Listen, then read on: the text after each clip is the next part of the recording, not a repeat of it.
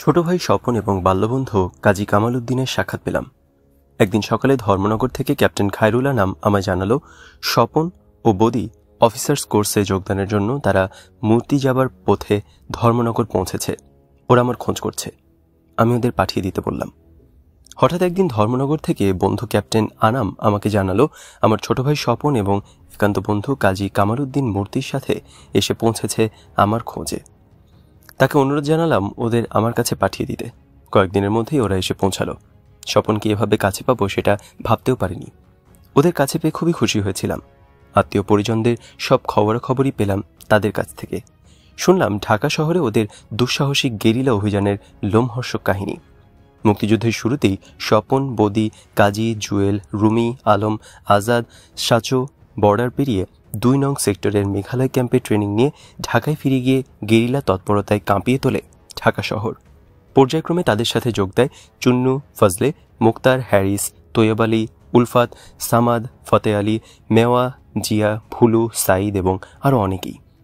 ওদের উপর দায়িত্ব দেওয়া হয়েছে ঢাকায় অবস্থান করে বিভিন্ন অপারেশন পরিচালনা করার, যাতে সারা বিশ্বে বাংলাদেশের মুক্তিযুদ্ধের খবর ছড়িয়ে পড়ে। শুধু তাই নয়, তাদের ওই ধরনের গেরিলা তৎপরতা চালানো হচ্ছে সেটাও সত্যি নয়। তাদের ওই ধরনের গেরিলা তৎপরতায় এটাও প্রমাণিত হবে যে পুরো বাংলাদেশ খান সেনাদের নিয়ন্ত্রণে রয়েছে বলে যে সরকারি প্রচারণা চালানো হচ্ছে সেটাও সত্যি নয়।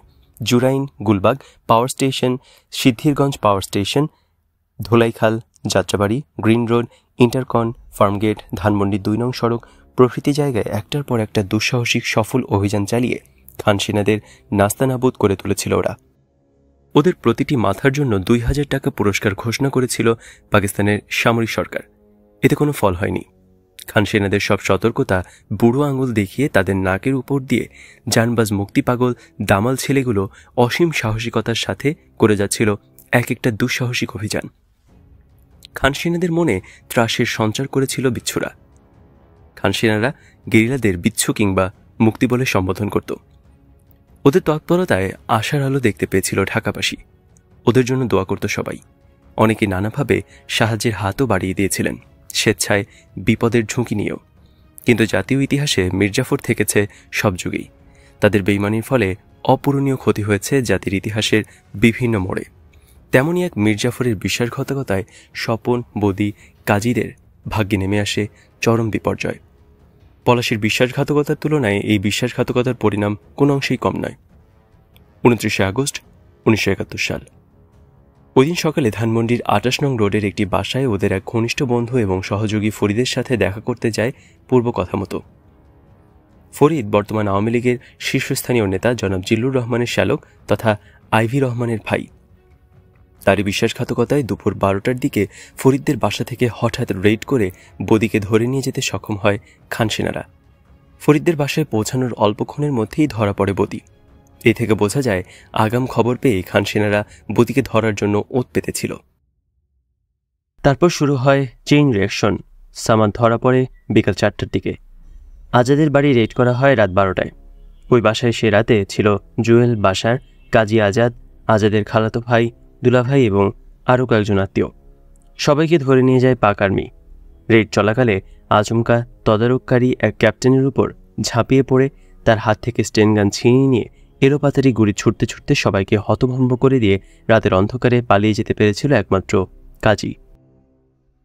আলমদের বাসাতেও রেড করা হয় ১২টার পর। সেখানে ধরা পড়ে আলমের ফুপা আব্দুর রাজ্জাক এবং তার ছেলে মিজানুর রহমান। আলম বাসায় না থাকায় ধরা পড়ার হাত থেকে সেই যাত্রায় বেঁচে যায়। আজাদের বাসা আলমদের বাসার কাছাকাছি। রাত প্রায় ১:৩০টার সময় সম্পূর্ণ দিগম্বর অবস্থায় কাজী গিয়ে পৌঁছায় আলমদের বাসায়। ভাগ্যক্রমে খান সেনারা ততক্ষণে ওই এলাকা ছেড়ে চলে গেছে। কাজীকে সম্পূর্ণ উলঙ্গ অবস্থায় দেখে ভূত দেখার মতো চমকে উঠেছিল আলমদের বাসার সবাই। আলমের ছোট বোন তাড়াতাড়ি একটা লুঙ্গি কাজীর হাতে দিয়ে তক্ষুনি দূরে পালিয়ে যেতে অনুরোধ জানায়। খান সেনারা এখানেও এসেছিল জানতে পেরে কাজী কাপড়টা পরে নিয়ে দৌড়ে পালিয়ে যায়। হাটখোলায় শাহাদাত চৌধুরী মানে সাচুদের বাড়ি থেকে ধরা পড়েন সেজু দুলাভাই বেলায়েত চৌধুরী রাত ২টোর পর। চুল্লুর বড় ভাই জনাব এম সাদেক সিএসপি, একজন পদস্থ সরকারি অফিসার। রাত ১২:৩০-১টার দিকে তার সরকারি বাসভবন এলিফ্যান্ট রোডের ১ নম্বর টেনামেন্ট হাউস থেকে চুল্লুকে ধরে নিয়ে যায় পাক আর্মি। মধ্যরাতে রেড করা হয় রুমিদের বাড়ি। বাসা থেকে ধরে নিয়ে যায় রুমি, রুমির বাবা, জনাব শরীফ, ছোট ভাই জামি, মাসুম এবং হাফিজকে। আমাদের বাসার ক্যাপ্টেন কাইয়ুমের নেতৃত্বে রেইড করা হয় 1:30 থেকে 2টার দিকে। চুল্লুদের বাসায় যে রেইড পার্টি গিয়েছিল তারাই চুল্লুকে চোখ বাঁধা অবস্থায় সাথে করে আমাদের বাসায় নিয়ে আসে। চোখ বাঁধা অবস্থায় চুল্লু প্রথমে বুঝতে পারেনি তাকে কোথায় আনা হয়েছে। আচমকা একজন খানসেনা বলে উঠল, স্বপন, ভাগ্যিয়া। আব্বারও গলা শুনতে পায় চুল্লু। মেয়েদের কান্না বুঝতে পারে আমার বোনেরা। মহুয়া, কেয়া, সঙ্গীতা কান্নাকাটি করছে। দৈবক্রমে স্বপন পালিয়ে যেতে সক্ষম হয়। বাসা থেকে ধরে নিয়ে যায় আব্বা, জনাব শামসুল হক, মোস্তাফিজ মামা, বাড়ির কাজের ছেলে সামু এবং হাসিমকে। আলতাফ মাহমুদের বাসায় আর্মি যায় ভোর 4টা-5টার দিকে। সামাদকে সঙ্গে নিয়ে আর্মি গিয়েছিল ওই বাড়িতে। আলভি ওই রাত্রে সেই বাড়িতেই ছিল। নাম লুকিয়ে উর্দুতে নিজের নাম আব্দুল বারাক বলায় আলভি ধরা খাওয়া থেকে বেঁচে যায়। খানসেনারা ধরে নিয়ে যায় আলতাফ মাহমুদ, তার 4 শ্যালক রসুল এবং নাসিরকে। এভাবেই স্বাধীনতা সংগ্রামের ইতিহাসে ঢাকার গেরিলাদের সবচেয়ে কার্যকরী এবং সফল দলটি বিশ্বাসঘাতকতার চক্রান্তের ফলে বিলুপ্ত হয়ে যায়। পালাবার পর কাজী এবং স্বপনের দেখা হয় তাদের বেস ক্যাম্প ধোলাইখালে। সেখান থেকে মেঘালয়, এবং সেখানে তাদের দুজনেই সিলেক্ট করা হয় অফিসার্স ট্রেনিং কোর্সের জন্য। কিন্তু দুজনেরই কোনো ইচ্ছা ছিল না অফিসার্স কোর্সে যোগ দেবার। তারা অনেক অনুরোধ জানিয়েছিল মেজর খালেদ মোশাররফ এবং ক্যাপ্টেন হায়দারকে তাদেরকে সশস্ত্র অস্ত্রশস্ত্র দিয়ে আবারও ঢাকায় পাঠাবার জন্য। তারা চাইছিল ফিরে গিয়ে বন্দি সাথীদের মুক্ত করতে। জীবন গেলেও ক্ষতি নেই, তবু একটা চেষ্টা তো করে দেখা যায়। নিজেদের যোগ্যতা সম্পর্কে আত্মবিশ্বাস ছিল তাদের। যদি মেজর খালেদ এবং ক্যাপ্টেন শিশুর পরিবারদেরকে পাকবাহিনী সুরক্ষিত দুর্গ ঢাকা ক্যান্টনমেন্টে বন্দি অবস্থা থেকে উদ্ধার করে নিয়ে আসতে পেরে থাকে, তবে তাদের পক্ষে বদি, জুয়েল, রুমিদেরকে ছাড়িয়ে আনাটা অসম্ভব হবে কেন? তাদের আবেগ, অনুভূতি, সহমর্মিতা মেজর খালেদের মনকে স্পর্শ করলেও ঠিক সেই ক্ষণে তাদের ফেরত পাঠানো কোনো ক্রমেই ফলপ্রসূ হবে না ভেবেই তাদেরকে অফিসার্স কোর্সে পাঠাবার সঠিক সিদ্ধান্ত নিয়েছিলেন মেজর খালেদ, একজন অভিজ্ঞ কমান্ডার হিসেবে। আমার কাছেও পৌঁছে তারা একই প্রস্তাব দেয়, কিন্তু আমিও মেজর খালেদের সিদ্ধান্তকে সমর্থন করে তাদেরকে অফিসার্স কোর্সে যোগদান করাটাই যুক্তিসঙ্গত হবে বলে মত প্রকাশ করি। অগত্যা অনিচ্ছা সত্ত্বেও মূর্তিতে চলে যায় কোর্সে জয়েন করার জন্য। আওয়ামী লীগের অভ্যন্তরীণ ক্ষমতার লড়াইয়ের পূর্ণ সুযোগ গ্রহণ করে ভারতীয় সরকার এবং গোয়েন্দা সংস্থার ডিভাইড অ্যান্ড রুল নীতি প্রয়োগ করে প্রধানমন্ত্রী এবং সর্বাধিনায়ক দুজনকেই হেয় করে তোলা হয়। তাজউদ্দিনের হঠাৎ করে প্রবাসী সরকার গঠন করে প্রধানমন্ত্রী হওয়াটা আওয়ামী লীগের অনেকেই পছন্দ করেনি। তাদের মধ্যে ছিলেন যুব এবং ছাত্রনেতা অনেকেই। অনেক সাংসদ, এখন আওয়ামী লীগের নেতারাও এর প্রত্যক্ষ এবং পরোক্ষ বিরোধিতা করেছিলেন। শেখ ফজলুল হক মনি, সিরাজুল আলম খান, শাহজাহান সিরাজ, নূরে আলম সিদ্দিকী এবং আব্দুল কুদ্দুস মাখন প্রমুখ যুব এবং ছাত্রনেতারা সবাই প্রকাশ্যে তাজউদ্দিনের এই পদক্ষেপের বিরোধিতা করেন। তাদের পরোক্ষভাবে মদত যোগাচ্ছিলেন জনাব আব্দুর রব সেরনিয়াবাদ, শেখ আব্দুল আজিজ, মনসুর আলী, জনাব নজরুল ইসলাম প্রমুখ। জনাব তাজউদ্দিনের প্রধানমন্ত্রীত্বের গ্রহণযোগ্যতা সম্পর্কে জেনারেল আরোরার মন্তব্য, আওয়ামী লীগের যুবনেতারা তাকে পছন্দ করত না। বাংলাদেশ যুদ্ধের স্মৃতিচারণ শিরোনামে নিখিল চক্রবর্তীকে দেয়া জেনারেল আরোরার সাক্ষাৎকার এটি। সাধারণভাবে যুবনেতাদের অনেকে সেদিন ভেবেছিলেন শেখ মুজিব আর জীবিত নেই। মুজিবুর রহমানের অবর্তমানে তাজউদ্দিন তাদের প্রভাবকে তেমন একটা মেনে চলবেন না। শেখ মুজিব কাছে থাকলে এই সমস্ত যুব এবং ছাত্রনেতারা স্বাধীনতা সংগ্রামে তাদের কর্তৃত্ব অতি সহজেই স্থাপন করতে সক্ষম হতেন। কিন্তু তাজউদ্দিন তাদের সাথে অন্য সুরে কথা বলেছেন। তাদের হাতে ক্রিয়ান্বয়ক হয়ে সংগ্রামের সব নেতৃত্ব তাদের হাতে ছেড়ে দিতে তিনি অস্বীকৃতি জানাচ্ছেন। তাদের সংগ্রামী ভূমিকাকেও ছোট করে দেখছেন জনাব তাজউদ্দিন। সরকার পরিচালনায় যুব এবং ছাত্রনেতাদের মতামত তিনি সম্পূর্ণ উপেক্ষা করে চলেছেন। তাজউদ্দিনের ধৃষ্টতার শেষ নেই। তিনি সরকার প্রধান থাকার কারণে তাদের সুযোগ সুবিধাও বন্ধ হয়ে যাচ্ছে। তিনি বঙ্গবন্ধু শেখ মুজিবুর রহমানের আত্মীয় স্বজনকেও যথাযথ মর্যাদা দান না করে তাদের উপেক্ষা করেছেন। তাদের উপেক্ষা করা পরোক্ষভাবে শেখ মুজিবকে উপেক্ষা করার সমতুল্য। অতএব যে কোনো মূল্যে তাজউদ্দিনকে প্রধানমন্ত্রিত্ব থেকে অপসারণ করতে হবে। মেতে উঠলেন তারা এক ক্ষমতা লাভের চক্রান্তে। পরিকল্পনা অনুযায়ী শেখ মনি এবং সিরাজুল আলম খানের নেতৃত্বে কয়েকজন যুব ও ছাত্রনেতা দিল্লি গিয়ে ভারতের প্রধানমন্ত্রী শ্রীমতী ইন্দিরা গান্ধীর সঙ্গে দেখা করে তাকে জানান যে তারা শেখ মুজিবুর রহমানের অত্যন্ত বিশ্বাসভাজন। পাক বাহিনীর হাতে শেখ মুজিবের গ্রেপ্তারের পেছনে জনাব তাজউদ্দিনের হাত রয়েছে। গ্রেপ্তারের আগে শেখ মুজিব তাদের সেই কথা জানিয়ে তাদেরকে ভারত সরকারের সহায়তায় স্বাধীনতা সংগ্রাম পরিচালনা করার নির্দেশ দিয়ে যান। জনাব তাজউদ্দিনের উপর বাংলাদেশ থেকে আগত বেশিরভাগ আওয়ামী লীগ, জাতীয় এবং প্রাদেশিক সাংসদের সমর্থনও নেই। এই অবস্থায় প্রধানমন্ত্রিত্ব করার কোনো অধিকার নেই তাজউদ্দিন সাহেবের। তাদের বক্তব্যের সমর্থনে তারা মুজিবুর রহমানের ভগ্নিপতি জনাব আব্দুর রব সেরনিয়াবাতের একটি চিঠি শ্রীমতী ইন্দিরা গান্ধীকে প্রদান করেন এবং শেখ মুজিবের জ্যেষ্ঠ পুত্র শেখ কামালকে তার সম্মুখে উপস্থিত করেন। তারা শ্রীমতী ইন্দিরা গান্ধীকেও এই কথা বলে হুঁশিয়ারি করে দেন যে তাজউদ্দিন যদি স্বাধীন বাংলাদেশের প্রধানমন্ত্রী থাকেন তবে ভারতের স্বার্থ ক্ষতিগ্রস্ত হবে, কারণ তাজউদ্দিন শেখ মুজিবের নীতি আদর্শ কিছুতেই বাস্তবায়িত করবেন না। এই পরিপ্রেক্ষিতে দুপক্ষের স্বার্থে তাদের নেতৃত্বে বাংলাদেশ থেকে আগত মুজিব ভক্ত এবং তাদের অনুগত তরুণদের প্রশিক্ষণের ব্যবস্থা করার জন্য তারা শ্রীমতী গান্ধীর কাছে আবেদন জানান। তারা বলেন, শুধুমাত্র এই ধরনের শক্তি গড়ে তোলার মাধ্যমে স্বাধীনতা উত্তর বাংলাদেশ এবং বন্ধুরাষ্ট্রের ভারতের মধ্যে অর্থবহ সম্পর্ক বজিয়ে রাখা সম্ভব। তা না হলে অচিরেই ভারত বিদ্বেষীদের চক্রান্তের শিকারে পরিণত হবে আওয়ামী লীগ সরকার। তাদের এই অনুরোধ সাগ্রহে গ্রহণ করেন শ্রীমতী গান্ধী।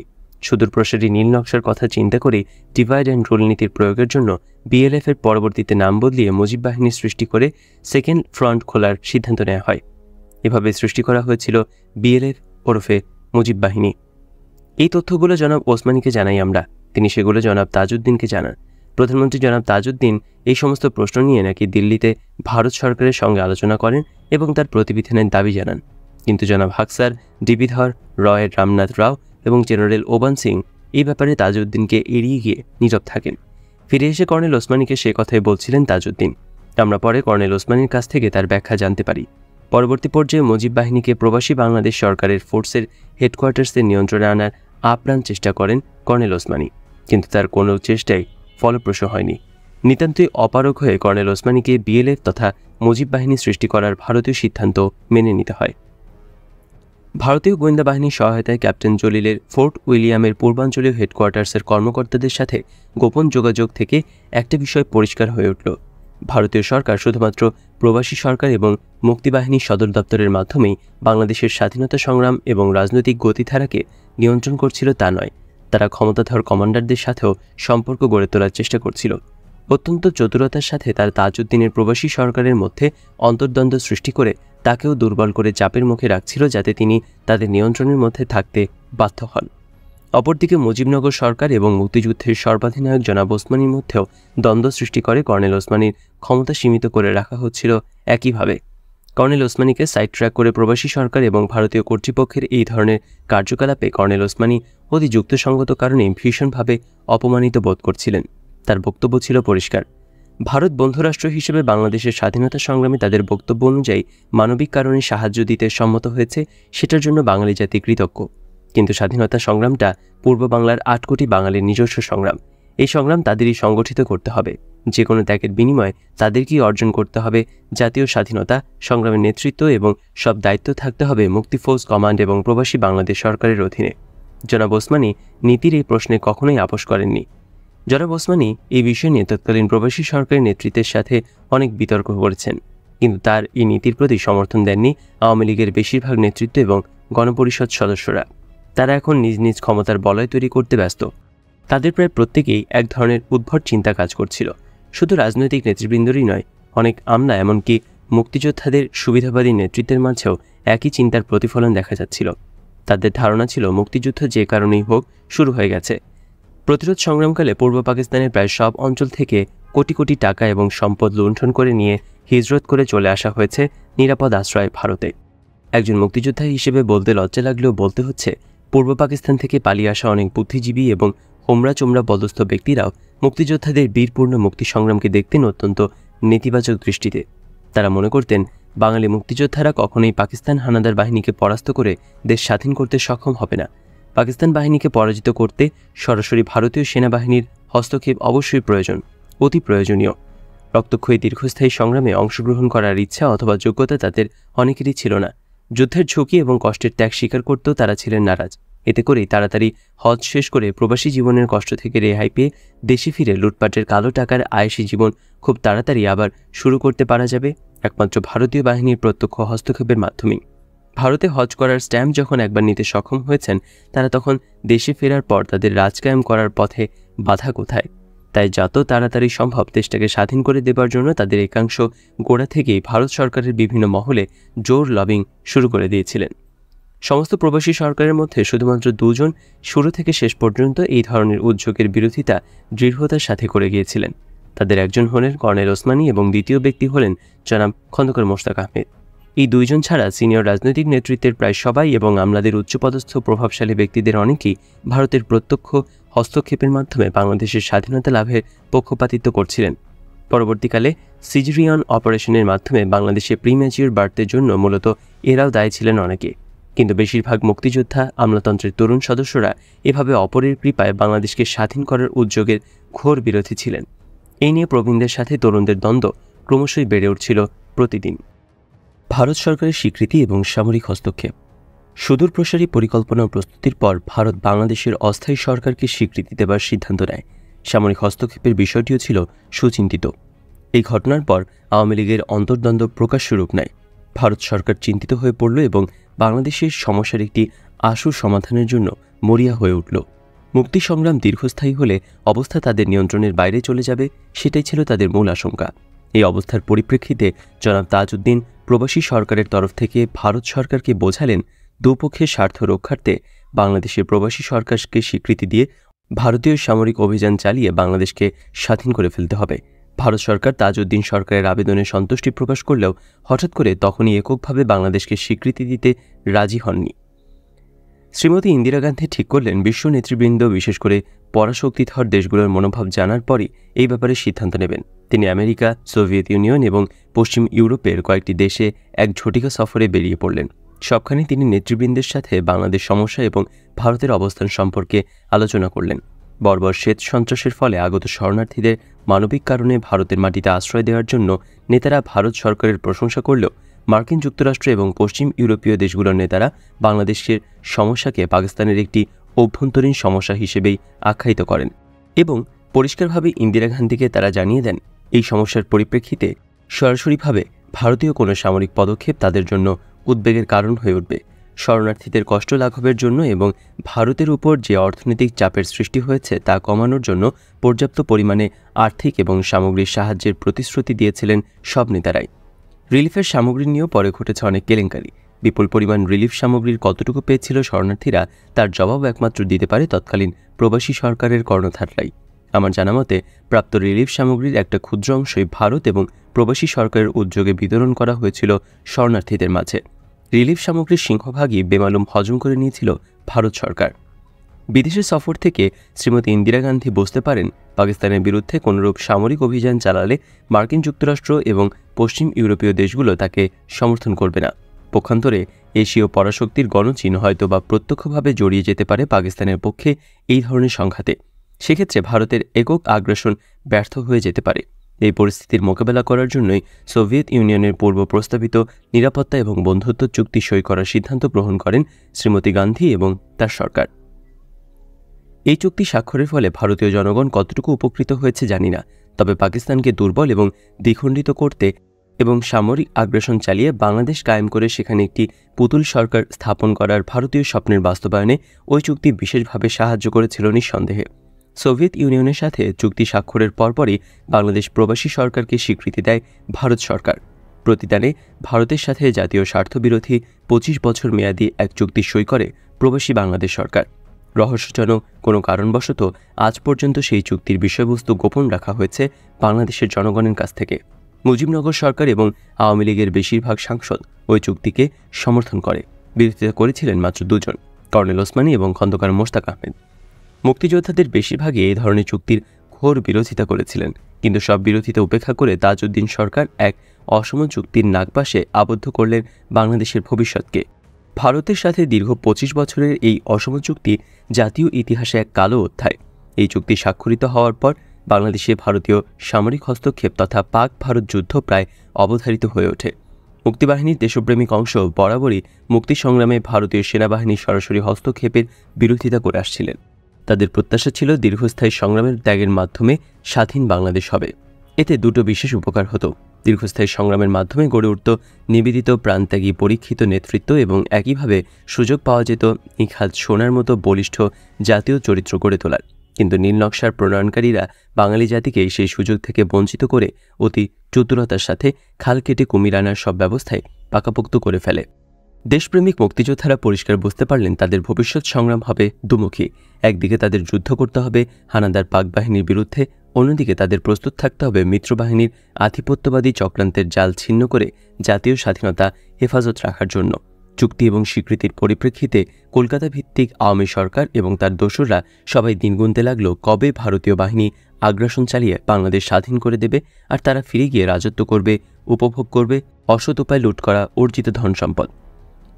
ভারতীয় সরকারের স্বীকৃতি পাওয়ার জন্য শুধু দাসখতি লিখে দেওয়া হয়েছিল তাই নয়, স্বাধীন বাংলাদেশের শাসনতন্ত্র প্রণীত হবে ভারতীয় শাসনতন্ত্রের মূল 4 নীতি: জাতীয়তাবাদ, গণতন্ত্র, সমাজতন্ত্র, ধর্মনিরপেক্ষতাবাদ। এর উপর ভিত্তি করে সেই অঙ্গীকার করেছিল মুজিবনগর সরকার। আন্তরিক প্রচেষ্টা সত্ত্বেও কর্নেল ওসমানী এবং মুক্তিযোদ্ধারা প্রবাসী সরকারকে রাজি করাতে পারেননি যে আমাদের নিজেদের ত্যাগের মাধ্যমে দেশকে স্বাধীন করতে হবে, আমাদের সংগ্রাম নিজেদেরকেই চালিয়ে নিয়ে যেতে হবে বিজয় অবধি। এর ফলে অস্বাভাবিকভাবে সিজারিয়ান অপারেশনের মাধ্যমে একটি অপরিপক্ক বাংলাদেশের অভ্যুদয় ঘটাবার ক্ষেত্র সৃষ্টি করল প্রবাসী সরকার। মৈত্রী চুক্তি সই হবার পর এবং প্রবাসী সরকারকে স্বীকৃতি দেওয়ার পর আওয়ামী লীগ, প্রবাসী সরকার এবং নেতারা দিন গুনতে লাগলেন ভারতীয় আগ্রাসী আক্রমণের। তথাকথিত মিত্রবাহিনীর কালো ছায়ায় আচ্ছাদনে ঢাকা পড়ে যায় মুক্তিফৌজ এবং জনগণের বীরগাথা, আত্মত্যাগ এবং সাহসিকতা। যৌথ কমান্ড স্থাপিত হলো, কিন্তু মুক্তিফৌজের সর্বাধিনায়ক কর্নেল ওসমানীকে সব ব্যাপারেই পাশ কাটিয়ে চলার নীতি গ্রহণ করা হয়। নভেম্বর মাসে যুদ্ধের তীব্রতা বৃদ্ধি পায় ব্যাপকভাবে। বর্ডারের সম্মুখে সংঘর্ষের মাত্রা ক্রমেই বেড়ে চলছে। ভারত সরকার ইতিমধ্যে ভারতীয় সেনাবাহিনীকে পাক বাহিনী মোকাবেলা করার জন্য প্রয়োজনে বাংলাদেশের সীমানার ভেতরে প্রবেশ করার অনুমতি প্রদান করেছে। গঠন করা হয়েছে মুক্তিফৌজ এবং ভারতীয় বাহিনীর যৌথ কমান্ড। যৌথ কমান্ড গঠিত হবার পর ভারতীয় কমান্ডারদের প্রচণ্ড প্রভাবে কর্নেল ওসমানী এবং তার হেডকোয়ার্টার্স প্রকৃত অর্থে অকেজো হয়ে পড়েছে। বাংলাদেশ আক্রমণের পরিকল্পনা এককভাবে ভারতীয় বাহিনীর ইস্টার্ন কমান্ডে প্রণয়ন করার দায়িত্ব গ্রহণ করে কর্নেল ওসমানীকে সম্পূর্ণভাবে উপেক্ষা করে। প্রেসিডেন্ট ইয়াহিয়া খান যুদ্ধের আভাস পেয়ে জনাব ভুট্টোকে তার বিশেষ দূত হিসেবে চীনে পাঠালেন ভারতীয় কোনো আগ্রাসনের বিরুদ্ধে পাকিস্তানের পক্ষে সমর্থন আদায় করার জন্য। কিন্তু পিকিংয়ে গণচীনের নেতৃবৃন্দ জনাব ভুট্টোকে পরিষ্কারভাবে জানিয়ে দেয়, পূর্ব পাকিস্তানে সৃষ্ট রাজনৈতিক পরিস্থিতির সুযোগ গ্রহণ করে পাকিস্তানের অভ্যন্তরীণ ব্যাপারে ভারতীয় সামরিক হস্তক্ষেপকে গণচীন পাকিস্তানকে দ্বিখণ্ডিত করার হীন চক্রান্ত হিসেবেই দেখবে এবং সেই পরিপ্রেক্ষিতে ভারতের সাথে যে কোনো সামরিক সংঘাতে নীতিগতভাবে তারা পাকিস্তানের পক্ষেই থাকবে। একই সাথে জনাব ভুট্টোর মাধ্যমে তারা পাকিস্তানের সামরিক জান্তাকে পরামর্শ দিয়েছিলেন যথাশীঘ্রই সম্ভব পূর্ব পাকিস্তানের জনগণের ইচ্ছা অনুযায়ী বর্তমান সমস্যার একটি রাজনৈতিক সমাধান খুঁজে বের করার জন্য। তাদের কনসিডার্ড ওপিনিয়ন ছিল, বর্তমান পরিস্থিতিতে শুধুমাত্র একটি যুক্তিসঙ্গত এবং গ্রহণযোগ্য রাজনৈতিক সমাধানের মাধ্যমেই পাকিস্তানের অখণ্ডতা বজায় রাখা সম্ভব। বল প্রয়োগ করে এই সমস্যার সমাধান কখনো সম্ভব হবে না। চীনের নেতৃবৃন্দের উক্তি থেকে দুটো বিষয় পরিষ্কার হয়ে ওঠে। প্রথমত, গণচীন একদিকে পূর্ব পাকিস্তানের রাজনৈতিক সমস্যা নিরসনের জন্য পাকিস্তানের শাসক গোষ্ঠীকে বাঙালিদের কাছে গ্রহণযোগ্য একটি সমাধান পেশ করার যুক্তিসঙ্গত পরামর্শ দেন। দ্বিতীয়ত, পূর্ব পাকিস্তানের সমস্যার কোনো সমাধান করতে ব্যর্থ হলে সেই সুযোগে উপমহাদেশে ভারতীয় সম্প্রসারণবাদের নগ্ন থাবা বিস্তার করার চক্রান্তের ব্যাপারেও তারা বন্ধুরাষ্ট্র পাকিস্তানকে হুঁশিয়ার করে দেন। কিন্তু দেশে ফিরে জনাব ভুট্টো প্রেসিডেন্ট ইয়াহিয়া এবং সামরিক জান্তার কাছে চীনা নেতৃবৃন্দের বন্ধুসুলভ এবং যুক্তিসম্পন্ন অভিমতের অপব্যাখ্যা দেন। তিনি বলেন, ভারতের সাথে সামরিক সংঘর্ষে চীন পাকিস্তানকে সার্বিকভাবে সহযোগিতা করবে। প্রয়োজনে গণচীন প্রত্যক্ষভাবে পাকিস্তানের পক্ষ হয়ে ভারতের বিরুদ্ধে যুদ্ধ করতে দ্বিধাবোধ করবে না, এই ধরনের আভাসই নাকি তিনি পেয়েছিলেন চীনার নেতৃবৃন্দের কাছ থেকে একান্ত বৈঠকে। পক্ষান্তরে ভারতীয় সরকার বুঝতে পেরেছিল গণচীন বাংলাদেশের ব্যাপারে একটি রাজনৈতিক সমাধানের পক্ষে। তাছাড়া সদ্য সমাপ্ত রুশ ভারত মৈত্রী চুক্তির পরিপ্রেক্ষিতে পাক ভারত যুদ্ধে গণচীনের প্রত্যক্ষভাবে জড়িয়ে পড়ার সম্ভাবনা খুবই কম বলেও ধারণা পোষণ করছিল ভারত সরকার। এই ধরনের চিন্তাভাবনার পেছনে যথেষ্ট যুক্তি ছিল। এই অবস্থায় ঝটিকা অভিযান চালিয়ে পূর্ব পাকিস্তানকে স্বাধীন করে সেখানে তাদের পছন্দের সরকার কায়েম করতে পারা যাবে সহজেই। এই ধরনের বিশ্লেষণের পরই যুদ্ধ ঘোষণা করার সিদ্ধান্ত গ্রহণ করে ভারত সরকার। যুদ্ধের জন্য অতি প্রয়োজনীয় আনুষঙ্গিক সব প্রস্তুতি সম্পন্ন করেই সামরিক আগ্রাসনের সিদ্ধান্ত নিয়েছিল ভারত সরকার। এবারে যুদ্ধের প্রেক্ষাপট অতীতের পাক ভারত যুদ্ধের প্রেক্ষাপট থেকে সম্পূর্ণ ভিন্ন। বর্তমান অবস্থায় বিশ্ব জনমত সামরিক জান্তার শ্বেত সন্ত্রাসীর বিরুদ্ধে এবং বাংলাদেশিদের স্বাধীনতার পক্ষে। মানবাধিকার এবং শরণার্থীদের প্রশ্নে সারা বিশ্বের সহানুভূতিও ভারতের পক্ষে। মার্কিন যুক্তরাষ্ট্র কিংবা গণচীন যদি জিও স্ট্র্যাটেজিক কারণে কোনো পদক্ষেপ নেবার চেষ্টা করে, তবে তাদের পরম শত্রু সোভিয়েত ইউনিয়ন প্রতিক্রিয়ায় মৈত্রী চুক্তির আচ্ছাদনে নিশ্চয় বসে না থেকে ভারতের পক্ষ নেবে নিশ্চিতভাবেই, ফলে বেঁধে যাবে তৃতীয় বিশ্বযুদ্ধ। বর্তমানে বাস্তব অবস্থার পরিপ্রেক্ষিতে একটা বিশ্বযুদ্ধ শুরু করার দায়দায়িত্ব নিজেদের কাঁধে নিতে চাইবে না যুক্তরাষ্ট্র অথবা গণচীন, সে বিষয়ে যথেষ্ট সন্দেহ রয়েছে। সবচেয়ে বড় কথা, পূর্ব পাকিস্তানের ৮ কোটি জনগণ আজ পাকিস্তানের স্বৈরশাসনের বিরুদ্ধে। মুক্তিবাহিনীর দেশব্যাপী প্রচণ্ড তৎপরতায় পূর্ব পাকিস্তানে অবস্থিত পাক বাহিনীর অবস্থান সম্পূর্ণরূপে বিপর্যস্ত এবং যে কোনো যুদ্ধের জন্য অত্যাবশ্যকীয় ফ্যাক্টর সৈনিকদের মনোবলও সম্পূর্ণভাবে ভেঙে পড়েছে। খান সেনারা সার্বিকভাবে দুর্বল হয়ে পড়েছিল তাই নয়, তাদের strategic locations, line of communication, defensive positions, supply points, reinforcement capabilities, battle tactics, logistics support লাইনে সমস্ত গুরুত্বপূর্ণ গোপনীয় বিষয় সব খবর এখন রয়েছে ভারতীয় বাহিনীর নখদর্পণে। এসব খবর সংগ্রহ করা হয়েছে মুক্তিবাহিনীর ইন্টেলিজেন্স ইউনিট এবং সেক্টরগুলোর নিজস্ব গোয়েন্দা তৎপরতার মাধ্যমে। বাংলাদেশের আপামর জনসাধারণের বিরোধিতার মুখে পূর্ব পাকিস্তানে পশ্চিমাদের জবরদখল আজ অযৌক্তিক হয়ে পড়েছে। শত্রুপক্ষের অবস্থা বর্তমানে টোটালি আনটেনেবল। প্রয়োজনে শুধু সুযোগ মতো আক্রমণের ধাক্কা, তাহলেই কেল্লা ফতে হবে। সুযোগ এসে গেল। ৩রা ডিসেম্বর বিকাল ৫টা ৪৫ আকস্মিকভাবে পাকিস্তান এয়ারফোর্স প্রি-এম্পটিভ স্টিক করে বসল ভারতের বিভিন্ন জায়গায় স্ট্র্যাটেজিক টার্গেটগুলোর উপর।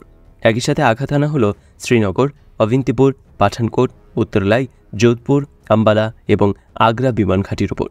ঠিক সেই সময় শ্রীমতী ইন্দিরা গান্ধী কলকাতায় এক জনসভায় ভাষণ দিচ্ছিলেন।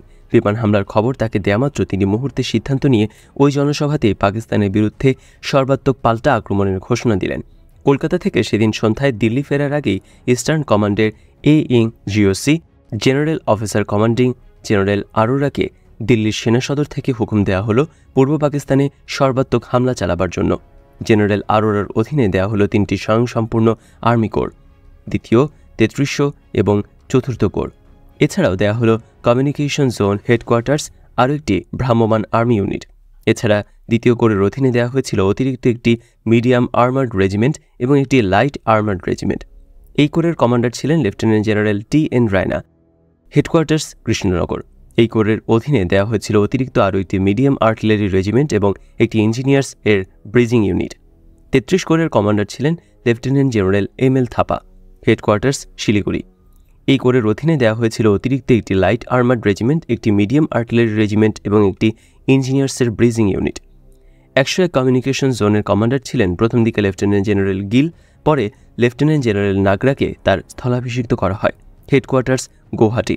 এই ফরমেশনের 4র্থ কোরের হেডকোয়ার্টার্স ছিল আগরতলায়। কোর কমান্ডার ছিলেন লেফটেন্যান্ট জেনারেল সাগত সিং। এই কোরের অধীনে অতিরিক্তভাবে দেওয়া হয় একটি মিডিয়াম আর্টিলারি রেজিমেন্ট এবং 2টো লাইট আর্মার্ড রেজিমেন্ট। সব মিলিয়ে পূর্ব রণাঙ্গনে ভারতীয় সৈন্য সংখ্যা ছিল 5 লক্ষেরও বেশি। তার সাথে ছিল পর্যাপ্ত পরিমাণে রণসম্ভার। এই সময় পূর্ব পাকিস্তানে অবস্থিত প্রায় 1 লক্ষ খান সেনার বিরুদ্ধে যুদ্ধ করার জন্য এই ধরনের বিশাল বাহিনী মোতায়েন করার প্রয়োজন ছিল না। এই বিশাল সৈন্য সমাবেশ ঘটানো হয়েছিল গণচীনের তরফ থেকে, যদি কোনো সামরিক পদক্ষেপ নেওয়া হয় তার মোকাবেলা করার লক্ষ্যে।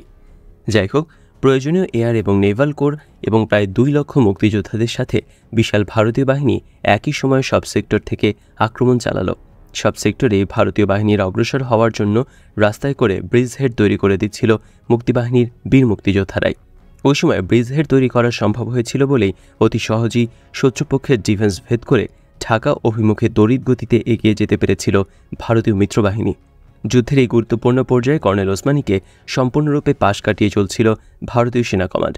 ভারতীয় সেনাবাহিনী স্ট্র্যাটেজি ছিল যত তাড়াতাড়ি সম্ভব শত্রুপক্ষের ডিফেন্স লাইন ভেদ করে তাদের উইথড্রলের পথে কাট অফ করে তাদেরকে ছোট ছোট অংশে বিভক্ত করে পরাজিত করে ঢাকা অবরোধ করা এবং পাক বাহিনীকে সারেন্ডার করতে বাধ্য করা। বাংলাদেশে অবস্থিত পাক বাহিনী তাদের চেয়ে সংখ্যায় 6 থেকে 7 গুণ বড় ভারতীয় বাহিনী এবং মুক্তিফৌজের প্রচণ্ড আক্রমণের মুখে মাত্র 12 দিনের যুদ্ধে অতি করুণ অবস্থায় আত্মসমর্পণ করতে বাধ্য হয়। বাংলাদেশের জনগণের অসহযোগিতা এবং মুক্তিবাহিনীর দুঃসাহসিক গেরিলা তৎপরতায় পাক বাহিনীর যুদ্ধস্পৃহা এবং মনোবল একদম নষ্ট করে দিয়েছিল। অন্য সব কারণের মধ্যে এটাই ছিল প্রধান কারণ যার জন্য পাক বাহিনীকে অতি অল্প সময়ে যুদ্ধে শোচনীয়ভাবে পরাজয় বরণ করে নিয়ে আত্মসমর্পণ করতে হয়েছিল। এভাবেই 16 ডিসেম্বর 1971 সালে পাক বাহিনীর আত্মসমর্পণের ফলে স্বাধীনতা লাভ করে বাংলাদেশ। 16 ডিসেম্বর ঢাকার রেসকোর্স ময়দানে আত্মসমর্পণ অনুষ্ঠানে মুক্তিফৌজের কমান্ডার ইন চিফ এবং যৌথ কমান্ডের প্রধান কর্নেল ওসমানীর আমন্ত্রণে মিত্রবাহিনীর কমান্ডার জেনারেল আরোরা স্বাধীন বাংলাদেশে আসবেন এবং যৌথ কমান্ডের তরফ থেকে ইনস্ট্রুমেন্ট অফ সারেন্ডারে যৌথ কমান্ডের শীর্ষ ব্যক্তি কর্নেল ওসমানী স্বাক্ষর করবেন। সেটাই ছিল সমগ্র জাতির প্রত্যাশা। কিন্তু ঘটনা ঘটে ঠিক তার বিপরীত। ইনস্ট্রুমেন্ট অফ সারেন্ডারে যৌথ কমান্ডের তরফ থেকে স্বাক্ষর দান করার সৌভাগ্য লাভ করলেন জেনারেল আরোরা। শুধু তাই নয়, অদৃশ্য আঙ্গুলি হেলেনে মুক্তিফৌজের সর্বাধিনায়ক কর্নেল ওসমানীকে 16 ডিসেম্বরে ঐতিহাসিক সারেন্ডার সেরেমনিতে উপস্থিত থাকার সৌভাগ্য থেকেও বঞ্চিত করা হলো। কেন তাকে তার ন্যায্য অধিকার থেকে বঞ্চিত করে সেদিন জেনারেল আরোরাকে সমগ্র জাতি এবং বিশ্ব পরিচয়ে বিজয়ী শক্তির একচ্ছত্র অধিকর্তা হিসেবে জাহির করা হলো, সেই রহস্যের উদ্ঘাটন আজ অবধি হয়নি। এই গুরুত্বপূর্ণ বিষয়টি বিশদ বিশ্লেষণের দাবিদার। এ থেকে জানা যাবে ভারতীয় নীলনকশা এবং প্রবাসী সরকারের নতজানু নীতির অনেক কিছুই। কর্নেল ওসমানী চেয়েছিলেন স্বাধীন বাংলাদেশের মুক্তিফৌজের সর্বাধিনায়ক হিসেবে তিনিই অভিনন্দন জানাবেন মিত্রবাহিনীর জুনিয়র পার্টনার জেনারেল আরোরাকে। এতে করে বিশ্ব পরিসরে এটাই প্রমাণিত হবে মূলত মুক্তিযোদ্ধাদের প্রচেষ্টাতেই স্বাধীন হয়েছে বাংলাদেশ, ভারতীয় বাহিনীর সহায়ক শক্তি হিসেবে সাহায্য করেছে মাত্র। কিন্তু ভারতীয় সরকার তার সেই প্রস্তাবে সম্মত হয়নি। উল্টো ভারত সরকার দাবি জানায় ইনস্ট্রুমেন্ট অফ সারেন্ডারে স্বাক্ষর করবে ভারতীয় বাহিনীর অধিনায়ক। উদ্দেশ্য পরিষ্কার, বিশ্ববাসী জানুক পাক ভারত যুদ্ধে ভারতের বিজয়ের ফলেই সৃষ্টি হয়েছে বাংলাদেশ, স্বাধীন বাংলাদেশ। বাংলাদেশের স্বাধীনতার ভারতের দান। দুর্বল চিত্তের নতজানু প্রবাসী সরকার ভারতের সেই অযৌক্তিক দাবি মেনে নেয়। কিন্তু প্রচণ্ড আত্মসম্মানবোধের অধিকারী আপসীন বঙ্গবীর কর্নেল ওসমানীর নীতির প্রশ্নে অটল থেকে এই অন্যায়ের প্রতিবাদে নিজেকে সবকিছু থেকে দূরে সরিয়ে রেখেছিলেন।